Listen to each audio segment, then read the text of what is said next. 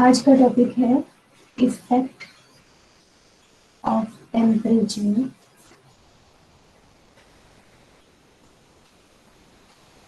On Fermi level. अभी आप intrinsic semiconductor का केस करोगे।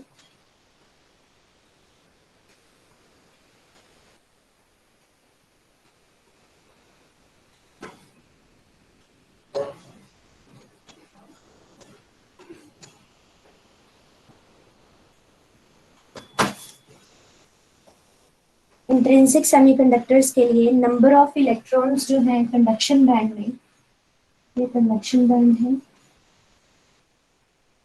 ये आपका वैलेंस बैंड है। ठीक है,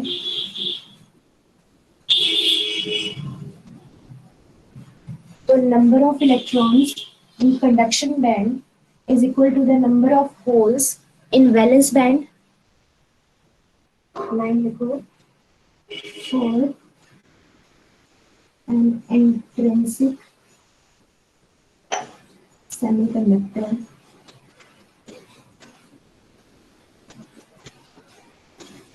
Number of electrons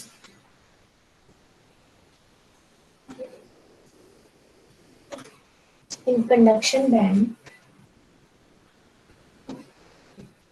is equal to number of holes in valence band.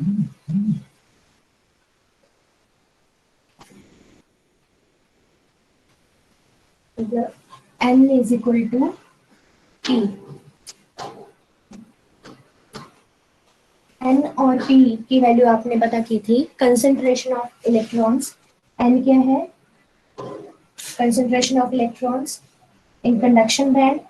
P क्या है? Concentration of holes in valence band.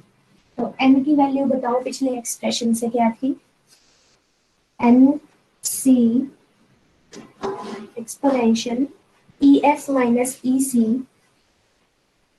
Check करो तो यही है EF minus EC by KT।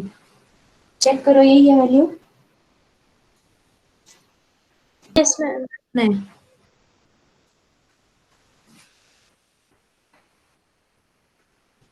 और होल्स की कंसेंट्रेशन में क्या होगा? NH E, यहाँ पे EV माइनस EF हो जाएगा, है ना? EV minus. मैम इसके ऊपर क्वेश्चन किस टाइप से आते हैं? What is the effect of temperature on Fermi level? ठीक है, टेम्परेचर डिपेंडेंस एक्सप्रेशन जो है ये एग्जाम में आया ही था कि effect of temperature on Fermi level. ठीक है, इस तरह से क्वेश्चन आया है। मैम वैसे थ्योरली क्या होगा मैम? टेम्परेचर बढ़ाएंगे तो फर्मी लेवल कंडक्शन बैंड के पास शिफ्ट हो जाएगा। वो फर्मी लेवल जो है थोड़ा सा रेज करेगा in case of intrinsic semiconductor. ठीक है, और एक्सट्रिंसिक सेमीकंडक्टर के केस में देखो ये है, अगर मैं लास्ट का जो कंक्लूजन है वो पहले बता देती हूँ आपको। इंट्रिंसिक और एक्सट्रिंसिक,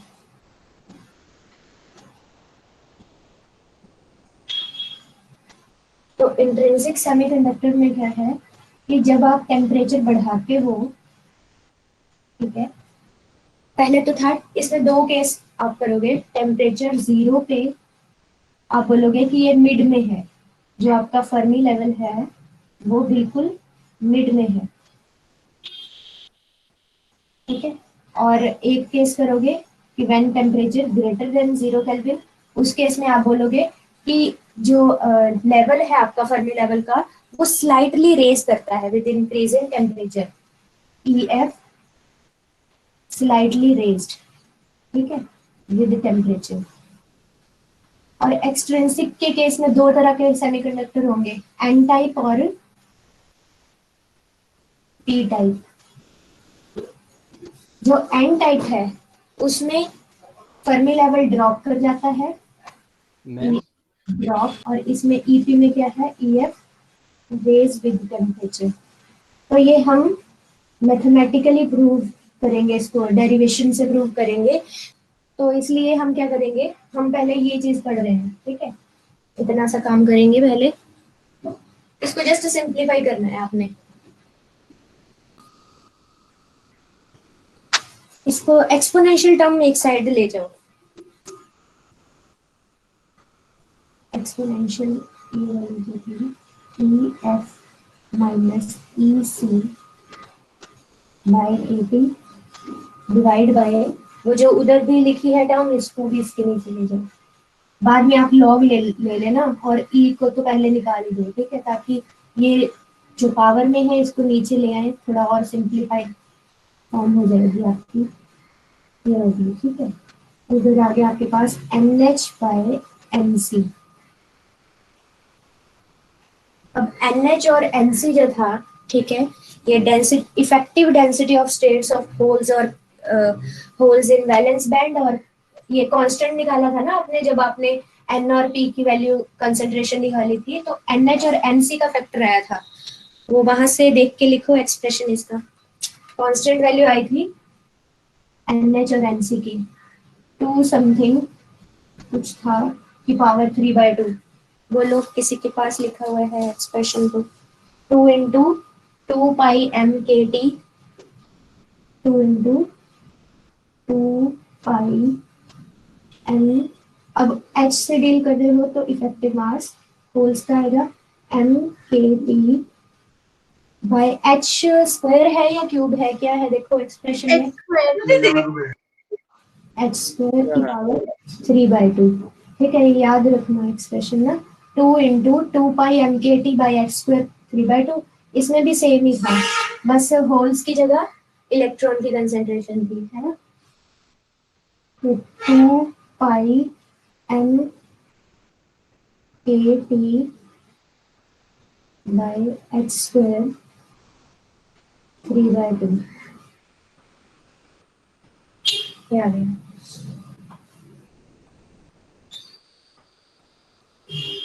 अब इसको थोड़ा सा सिंप्लीफाई करेंगे तो ये सब तो कैंसिल हो गया, सिर्फ एम एच की पावर 3/2 और एम ई की पावर 3/2 रह जाएगा, बाकी सब कैंसिल हो जाएगा, ऊपर नीचे सेम टर्म्स है।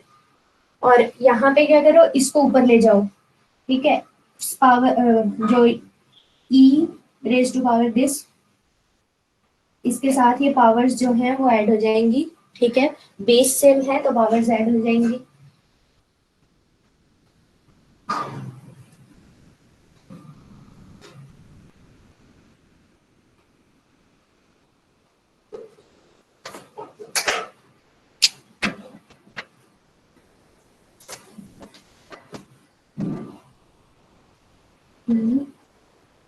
कर गया ई एफ माइनस ई सी,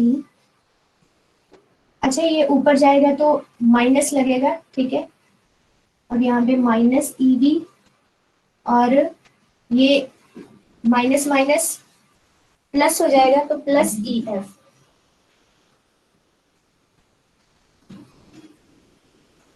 और बाय के टी ये इकट्ठा लिख दिया। इस स्टेप में किसी को दिक्कत हो तो बता सकता है। यहाँ पे क्या बचेगा, is equal to N H star की power 3/2 divide by M E की पावर 3/2, ये आ गया आपके पास 2 E F minus E C minus E B by K T, ठीक है, और माइंड में सोचो ना इसको, और कैसे सिंप्लीफाई करोगे ताकि टी जो है, टी के साथ एक डायरेक्ट रिलेशन पता लग जाए आपका किसी फैक्टर के साथ, कि कौन सा फैक्टर कम ज्यादा करें और टेम्परेचर बढ़ाएंगे तो, ठीक है, हम लॉग ले लेंगे दोनों साइड। हाँ लॉग ले लेते हैं, है ना, लॉग ले लो, नेचुरल लॉग ले लेना, ठीक है, लॉग ई बोल लो या ये सिंबल होता है, ठीक है, जैसे मर्जी लिख लो, बोथ साइड्स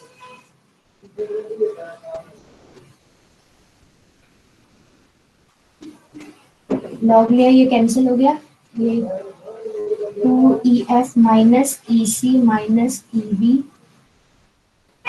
बाय KT, और इधर log E MH star by ME star 3/2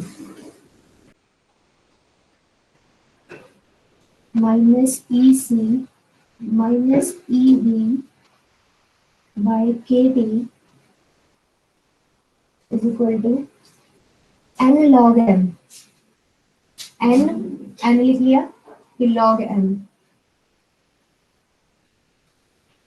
n star divide m e star.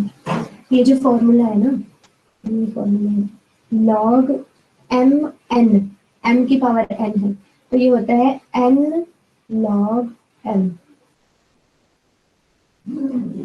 ये चीज है log mn is equal to n log m।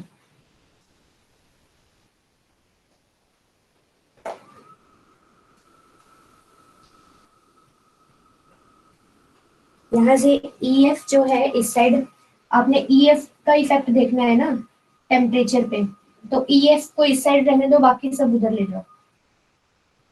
EF को इधर रहने दिया, ठीक है। पहले तो क्या करो, 2EF, एक स्टेप और बढ़ा लेते हैं जिसको नहीं समझ लगता है। पहले KT को इधर मल्टीप्लाई कर दो, ठीक है, 3/2 KT log E MH star divide by ME star. अब ले जाओ उधर, ये माइनस EC प्लस EB है ना, माइनस कॉमन निकाल के इसको मैं ऐसे भी तो लिख सकती हूँ, दिस वन,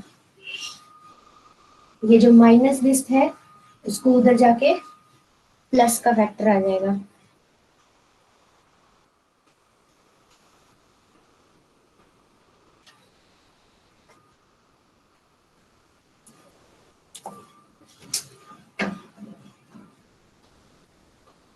यहाँ से EF को इस साइड ही रहने दो, ठीक है,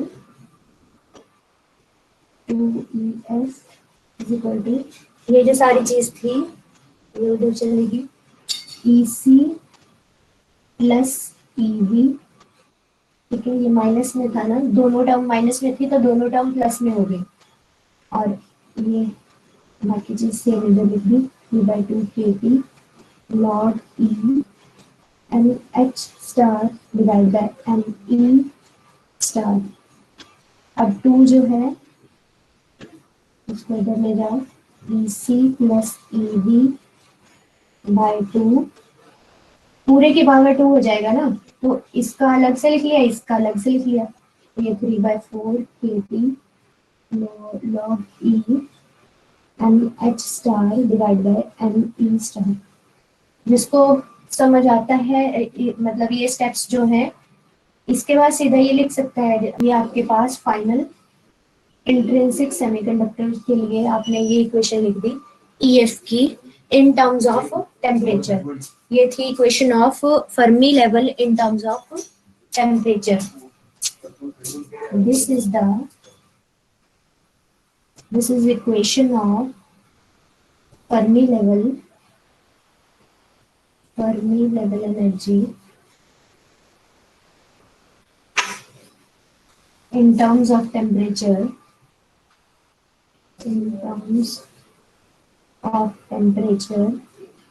या फिर आप इस तरह से लिख सकते हो कि this equation represents the relation between Fermi level and temperature. ऐसे मर्जी लिखो, ठीक है। टेम्परेचर T, तो अब यहाँ से देखते हैं कि 0 केल्विन पे क्या होता है और अबव 0 केल्विन पे क्या होता है। अगर आप T 0 कर दो, है ना, तो ये सारी चीज 0 हो जाएगी और यही चीज रह जाएगी, मतलब EF जो है एग्जैक्टली बिटवीन, ये चीज आ गई ना, कंडक्शन बैंड पे बीच में वेरी करते हैं। तो चलो करते हैं, यहाँ से ऊपर वाला स्टेप लिख लिया, फर्स्ट स्टेप जो ये है ये रेस कर दूं मैं ऊपर जो लिखा है? Yes, ma'am.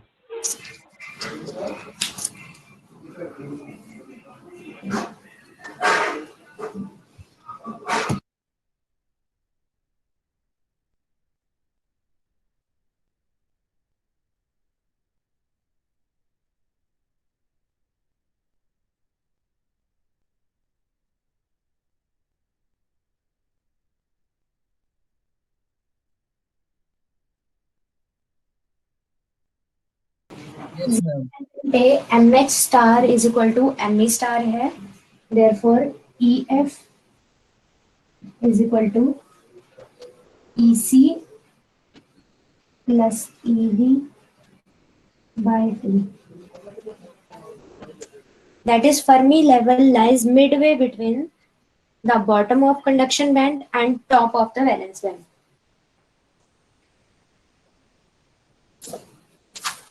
मतलब मैम ये एग्जैक्ट बीच में लाइक करेगा। हाँ, 0 केल्विन पे। यहाँ लाइन लिख लेना, ठीक है? ये इरेज कर देती हूँ।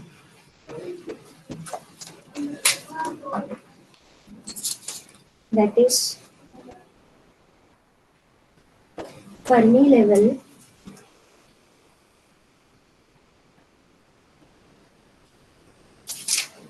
lies midway between the bottom of conduction band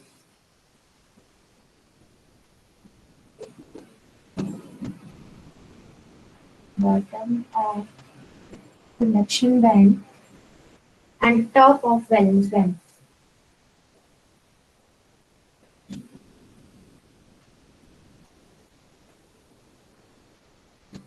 Valence band.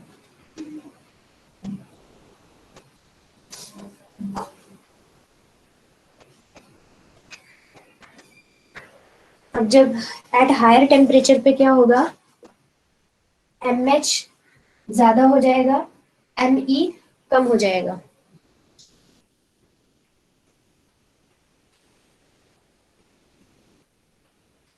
At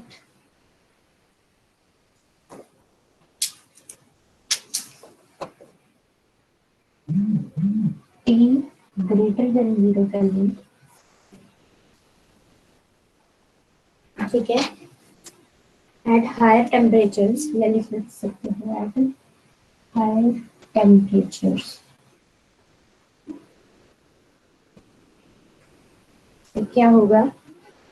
MH star will be greater than ME star. तो अगर MH star जो है बड़ा हो जाएगा, MH star will be greater than ME star. ध्यान से सुनना अभी, ठीक है? ये वैल्यू बढ़ जाएगी, ठीक है? MH मतलब ये सारी वैल्यू बढ़ जाएगी। ये जो रेशो है MH by ME का रेशो, अगर MH will be greater than ME, then this whole ratio will be greater than 1, ठीक है? तो log of any value, ये वैल्यू जो है ये बढ़ जाएगी, ठीक है? तो अगर ये फैक्टर बढ़ जाएगा टेम्परेचर, किसी भी पर्टिकुलर टेम्परेचर पे, ठीक है, तो ये पूरा फैक्टर बढ़ जाएगा। मतलब जितनी वैल्यू हमारी 0 केल्विन पे थी उसमें आप कुछ प्लस कर रहे हो, ठीक है? चाहे आप पॉइंट समथिंग ही क्यों ना प्लस करो, पर कुछ ना कुछ तो प्लस किया ना आपने। जैसे जैसे टेम्परेचर T की वैल्यू बढ़ती जाएगी, MH भी बढ़ता जाएगा, ये फैक्टर भी बढ़ता जाएगा, T भी बढ़ता जाएगा, और ये आप कुछ प्लस कर रहे हो इस टर्म में। 0 केल्विन पे सिर्फ इतनी टर्म थी, ठीक है? तो EF की वैल्यू कुछ ना कुछ जो है वो रेज ही करेगी, ठीक है? फर्मी एनर्जी जो है वो रेज करेगी जैसे जैसे टेम्परेचर बढ़ता जाएगा, ठीक है? तो आप सिर्फ इतना सा लिखोगे, at high temperature MH will be greater than ME, therefore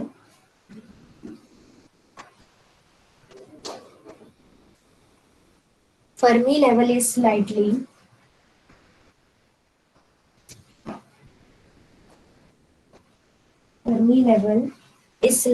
raised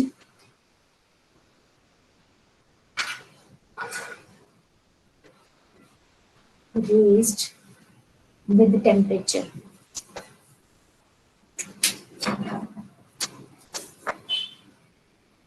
Raised with